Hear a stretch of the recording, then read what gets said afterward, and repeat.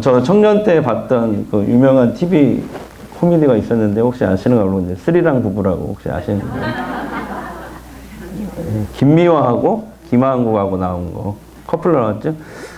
생각이 혹시 안 나면은 그 9세대고요. 생각나면 X세대. 제가 X세대거든요. 그때 그 스리랑 부부가 시청률이 70%까지 나왔어요. 그러니까 뭐 인기가 뭐 대단한 거죠. 그때 그 유행처럼 그 번진말이 있었죠. 유행처럼 번진말이 있었는데 뭐죠? 여러분 다 아시죠? 예, 옥매기 죽어, 옥매기 살아. 예, 그런 게 있었어요. 요즘에는 그 경기가 어렵고 살기가 정말 팍팍해가지고 그 기죽어 사는 사람들이 정말 많은 것 같아요. 근데 사람들이 기가 죽기 시작하면요, 이겨내기가 정말 힘들어져요. 사람은 그 상황이 나빠서 죽는 것 같아도 기가 죽어서 죽는 경우가 더 많습니다. 그래서 옛날에 우리나라는 옛날부터 참 위기에 강한 나라입니다. 많은 그 외적의 침략도 극복했죠. 그리고 외정시대 또 6.25 전쟁도 이겨냈어요. 군사 독재에서 민주화도 이뤄냈고요. IMF도 극복했어요. 그래서 지금 여기에 계신 75세 이상 성도님들은 그때도 살았는데 지금 못 살겠냐 그러면서 조금 고생하면 되지 하는 마음들이 있어요. 기가 안 죽는 거죠, 이분들은. 그래서 위기를 넘어서는 거예요. 그렇게 대한민국을 일으킨 겁니다. 상황에 무너지지 않고 기죽지 않고 오히려 교회를 이렇게 부흥시킨 거예요. 한국 교회를. 상황은 여전히 변하지 않아요. 그런데 사람이 기가 죽지 않으면요, 얼마든지 이겨내고 극복할 수 있습니다. 오늘 청년 주일인데요, 요즘에 많은 청년들이 기가 죽어 있어요. 힘겹게 살아가거든요. 혹시 지옥고라고 들어보셨나요? 지옥고. 반지하의 지, 옥탑방의 옥, 고시원의 고, 지옥고. 이 준말이거든요. 이렇게 많은 청년들이 지옥고에 살면서 알바, 생계 때문에 주일에 교회에 나올 여유가 점점 없어지고 있습니다. 부모가 그래도 지원을 하는 청년들은 그래도 다행이지만 상당수의 청년들은 아직도 단기간에 등록금을 마련해야 되고 생활비를 마련하고자 각종 힘든 알바들을 하고 있습니다. 뭐 임상시험 알바, 요즘에도 이렇게 많이 뜨더라고요. 냉동 창고 알바, 택배 상하차 알바.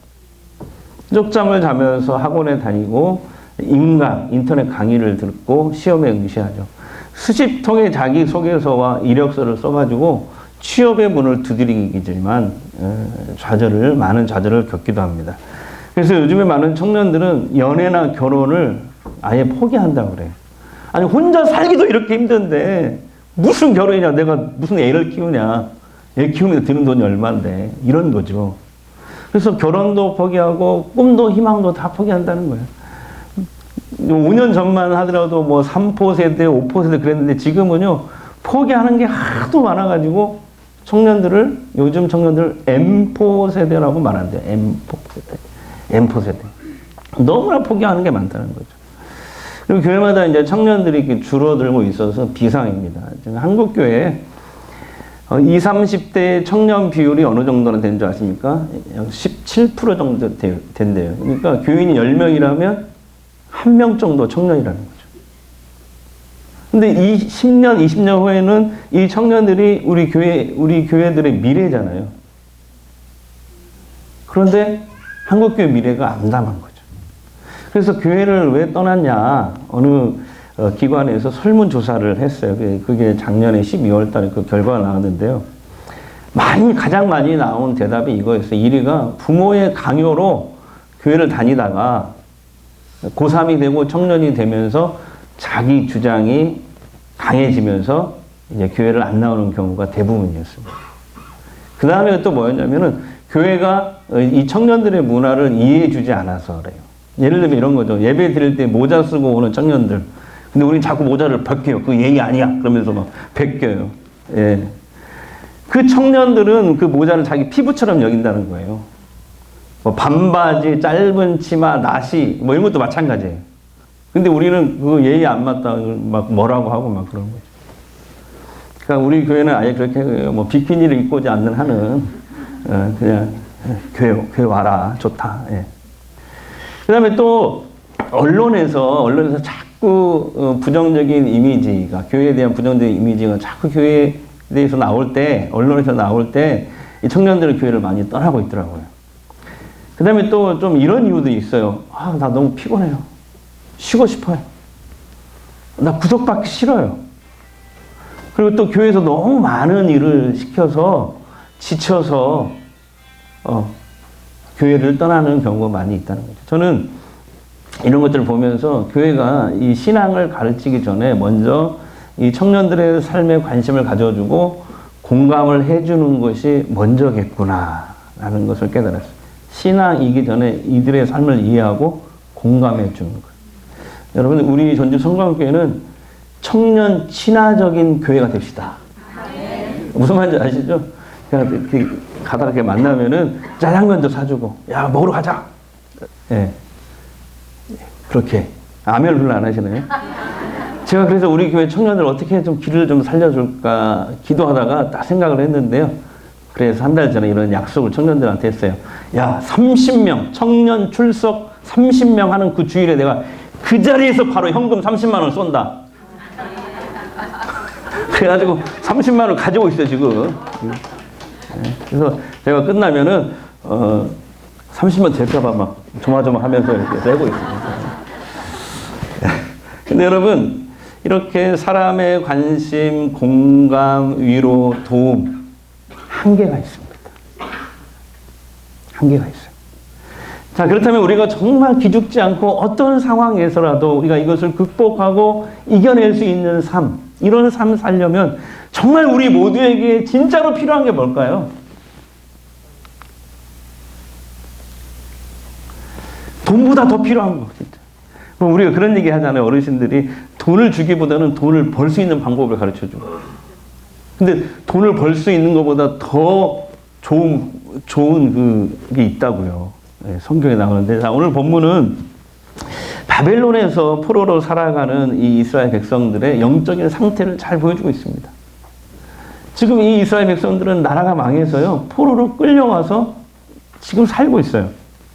대부분 이 사람들이 한숨 쉬면서 이렇게 한탄하고 있어요. 그 한탄이 오늘 본문에 나오는데요. 11절 보겠습니다. 11절 다 같이요. 우리의 뼈들이 말랐고 우리의 소망이 없어졌으니 우리는 다 멸절되었다.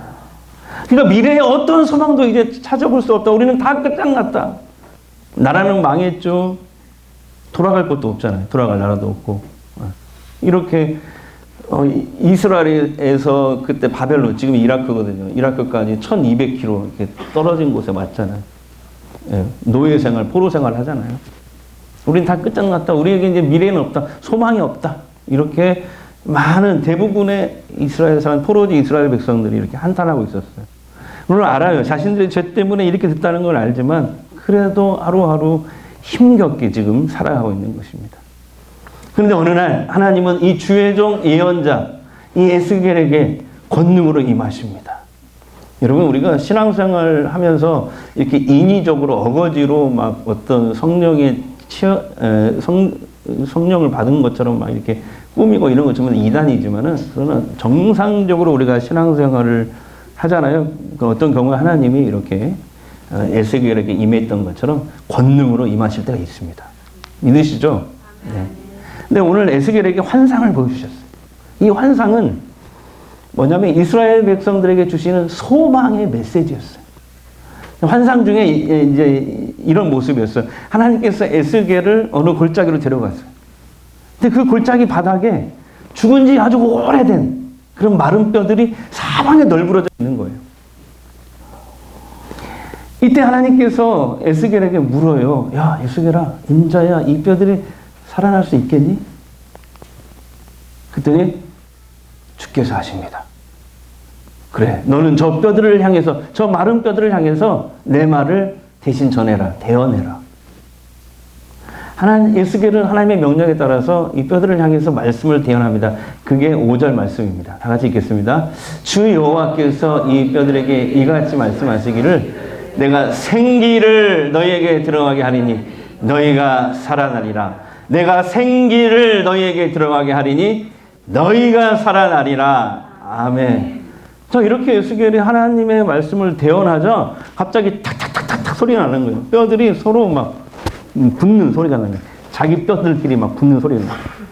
그래서 그 뼈에 힘줄이 붙어요. 살이 붙어요. 가죽이 붙어요. 어느덧 사람의 모양이 됐어요. 사람의 모양이 되긴 됐는데 로봇이에요. 움직이질 않아요. 그때 하나님께서 두 번째로 이제 다시 에스겔에게 명령을 내린다. 에스겔아, 이번에는 생기를 향해서 대언해라. 자, 그게 9절입니다. 자, 9절 시작. 생기야, 사방에서부터 와서 이 죽음을 당한 자에게 불어서 살아나게 하라. 다 같이요. 생기야, 사방에서부터 와서 이 죽음을 당한 자에게 불어서 살아나게 하라.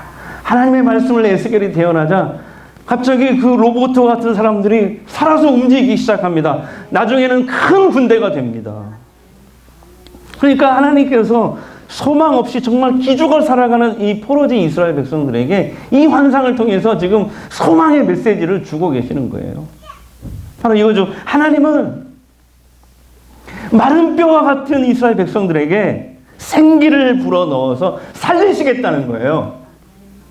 여기서 생기는요, 히브리어로 르하흐라고 합니다. 그래서 흐 발음을 잘해야 돼요. 흐 발음할 때 르하흐 이러면 안 되고요.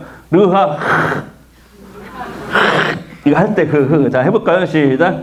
르하흐. 네, 히브리어로 생기를 르하흐라고 하는데, 이건 하나님의 숨, 하나님의 생명력, 하나님의 영. 다시 말하면 뭐예요? 성령을 뜻해요. 생기는 성령을 뜻해요.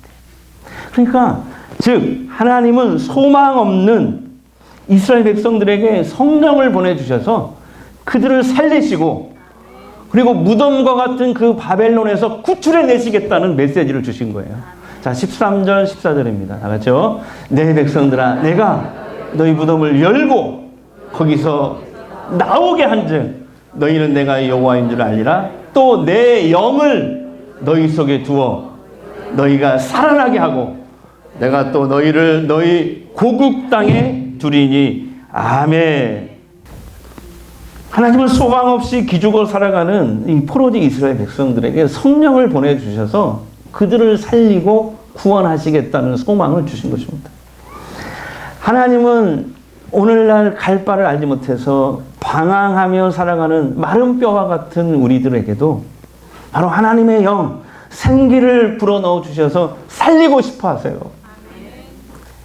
그래서 여러분, 하나님은 이미 우리 예수 믿는 모든 그리스도인들에게 선물로 성령을 보내주셨어요.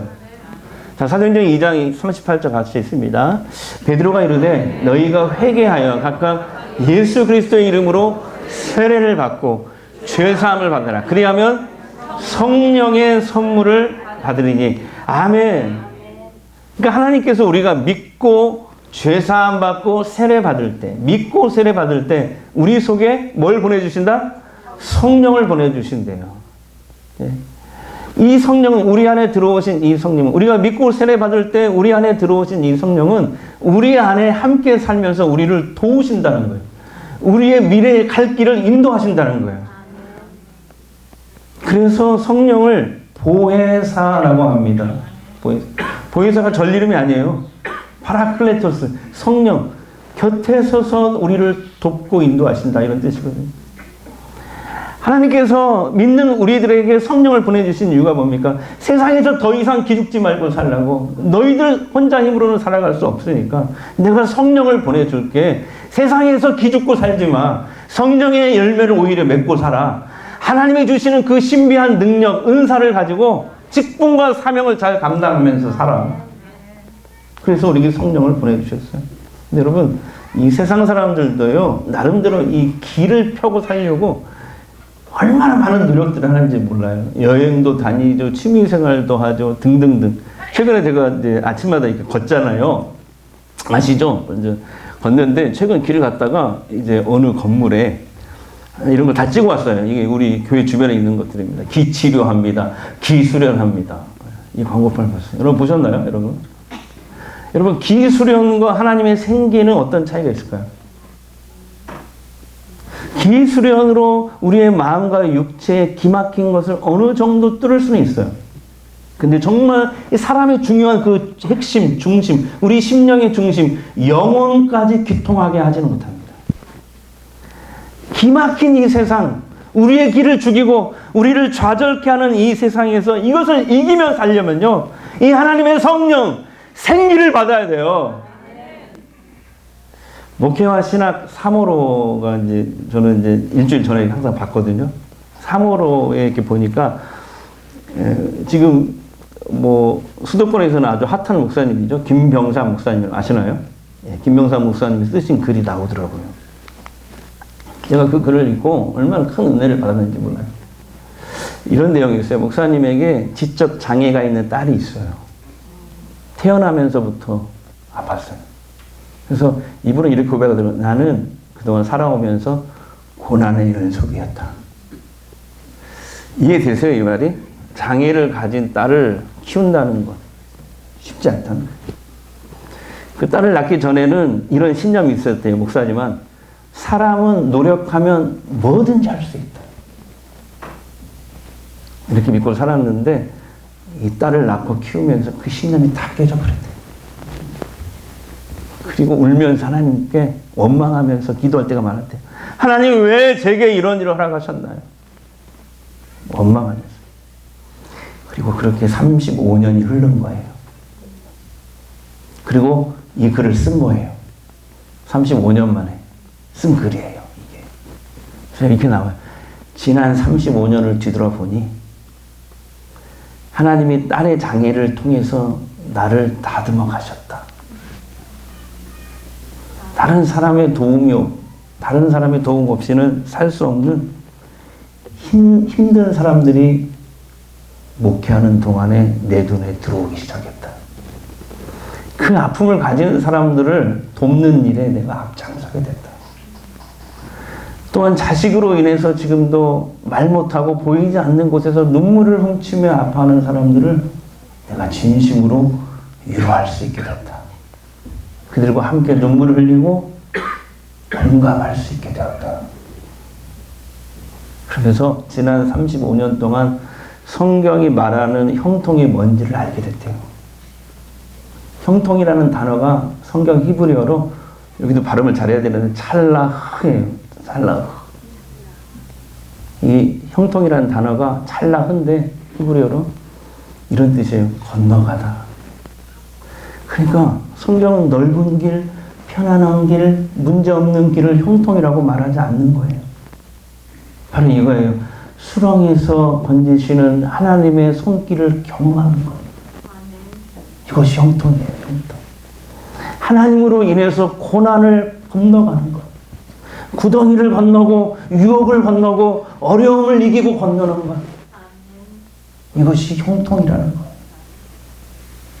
그러면서 이 목사님이 그 마지막 부분에 이렇게 썼더라고요. 이 형통은 우리가 성령을 받고 성령에 충만해서 성령님과 날마다 동행할 때만 가능합니다. 그래서 이렇게 목사님이 여전히 자기 삶 속에 해결되지 않는 문제가 많이 있대요. 근데요, 기도가 바뀌었대요. 똑같은 기도인데 옛날에는 원망으로 했는데 지금은 기대와 소망으로 하나님께 이 기도를 똑같이 한대요. 하나님, 왜 제게 이런 일을 허락하셨나요? 옛날에는 원망을 했다면 지금은 기대와 소망을 가지고 한다. 여러분, 많은 사람들이 형통한 삶을 살기 원합니다. 여기 계신 여러분들도 어떤 상황에 있어도 기죽지 않고 이기고 형통하기를 원하시죠? 성령 받으셔야 돼요. 하나님이 맨 처음에 인간을 창조하실 때 당신의 영, 생기를 우리 안에 불어 넣어주셨어요. 그런데 사람이 선악과를 따먹고 범죄하면서부터 하나님의 영이 죽어버린 거예요. 그런데 성경에 보니까 우리가 예수를 믿는 순간 그 죽었던 영이 다시 살아납니다. 그래서 거듭났다, 중생한다라고 얘기하는 거예요. 죽었던 우리의 영이 살아나는 거예요. 어느 교회학교 교사가 아이들에게 아담과 하와가 선악과를 따먹은 이야기를 들려주었대요. 교사가 아이들에게 물었대요. 아담과 하와는 무슨 죄를 지었지요? 선악과를 따먹었어요. 얘들이 대답을 잘해주니까 교사가 신나가지고 다음 질문을 했대요. 그러면 아담이 에덴 동산에서 죄 짓고 하나님께 무슨 벌을 받았지요? 그랬더니 한 아이가 벌떡 일어서서 대답하더래요. 선생님, 그것도 모르세요? 하와와 결혼했잖아요. 아니, 그게 무슨 벌이 되지? 그랬더니 아이가 이렇게 대답했대요. 아빠는 엄마한테 매일 바가지 긁기잖아요. 아, 이런 거 하나 준비하려면 보통 노력이 필요한 거 아니에요. 가능하면 좀 웃어주세요. 네. 앞으로 여러분 믿고 세례 받으십시오. 그러면 성령을 선물로 받아요. 근데요, 성령이 우리 안에 들어오실 때요, 물론 오순절 마가의 다락방에 그 강력한 성령의 임재가 제자들에게 들어갔던 것처럼 그런 뭐 불과 같은 역사가 나타날 수도 있어요. 뭐 진동이 오거나 쓰러짐이 있거나 막 뜨거움 이런 것도 있을 수 있어요. 근데 또 이런 것도 있어요. 성령은 우리에게 올 때 바람이 어디서 불어서 어디로 가는지 모르는 것처럼 우리에게 오실 때가 더 많아요. 수줍은 색시처럼요. 새색시처럼. 그렇게 온다는 거예요. 근데 분명한 건 있어요. 여러분, 믿고 세례 받으면 성령이 우리 안에 내주에 계십니다. 들어오십니다. 제 경우를 보면요, 제가 어떤 문제를 놓고 막 간절히 기도하잖아요. 그러면 예전에는 이런 기대를 했어요. 하나님 앞에 문제를 놓고 막 기도했으니까 하나님이 그 문제에 막 불을 떨어뜨리고 기쁨과 평강이 넘쳐 흐르고 놀랍고 신비한 막 기적이 거기서 일어나고 이런 걸 기대했거든요. 근데 살아보니까 목회를 해보니까 그게 아니더라고요. 성령이 항상 역사할 때 보면 성령의 역사가 있었나? 할 정도로 아주 조용히, 그리고 항상 밋밋한 말씀으로 찾아오셔요. 밋밋한 말씀. 그게 주님이 즐겨 사용하시는 방법인 것 같아요. 그렇게 깨달았어요. 예수님도 우리가 성령을 받게 되면 나타나는 현상을 이렇게 가르쳐 주셨어요. 요한복음 14장 20절 나가시겠습니다. 시작. 보혜사 곧 하나님께서 내 이름으로 보내실 성령, 그가 너희에게 모든 것을 가르치고 내가 너희에게 말한 모든 것을 생각하게 하리라. 아멘. 우리 안에 내주에 계신 성령님은 우리를 돕고 우리를 소망의 미래로 이끄시는 분이세요. 성령 받으세요. 믿고 세례 받고 성령 받으세요. 이미 믿으신 분들은 거기서 끝나면 안 돼요. 성령 충만해야 돼요. 이미 믿은 분들은. 언제 우리가 성령 충만을 받죠? 말씀을 그냥 듣는 게 아니라 사모하면서 들을 때. 고넬료가 사모하면서 들을 때 성령이 임했잖아요. 간절히 기도할 때 성령 충만함을 받아요. 다음에 주의 종에게 안수 받을 때도 성령 충만을 받아요. 다음에 전도할 때도 성령 충만함이 있어요. 그 다음에 또 이런 경우도 있더라고요. 구약의 부살렐이라는 사람이 자기에게 맡겨준 그 직분, 사명, 주의 일을 잘 담당하니까 일을 하면서 성령이 막 충만하게 임하더라고요. 요즘에 보면은 카페 가보셨나요? 거기서 성령 받으신 분이 한 분 계세요. 소권사님이라고. 성령 받아가지고 뭐 커피를 얼마나 맛있게 내리는지 몰라요. 얼마나 맛있게 내리는지 몰라요. 제가 팔면 25,000원밖에 안 파는데 저분이 팔면 10만 원이 넘어가요. 오늘도 많이 드시기를 바랍니다. 성도 여러분, 하나님은 우리에게 성령을 주셔서 우리를 살리시고자 하는 하나님이세요. 성령 받으십시오. 성령 충만하십시오. 그 성령의 도우심으로 기죽지 않고 미래의 기대와 소망을 가지고 하나님과 동행하며 살아가는, 승리하는 삶 살아가는 주님의 거룩한 백성들 되시기를 예수 이름으로 축복합니다. 우리 박수 치면서 우리 이 찬양 한번 불렀으면 좋겠어요.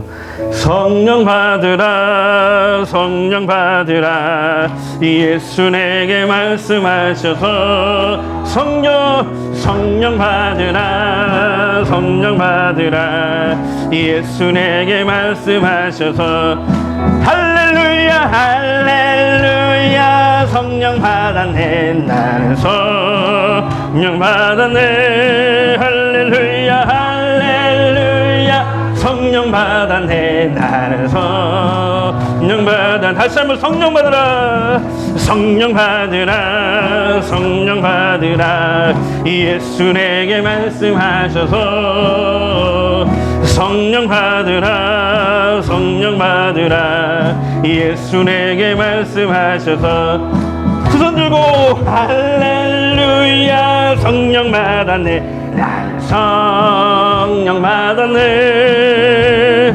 할렐루야 성령 받았네 나는 할렐루야 이 부분만 우리 반짝이면서 할렐루야 성령 받았네 나는 성령 받았네 할렐루야 성령 받았네 나는 성령 받았네.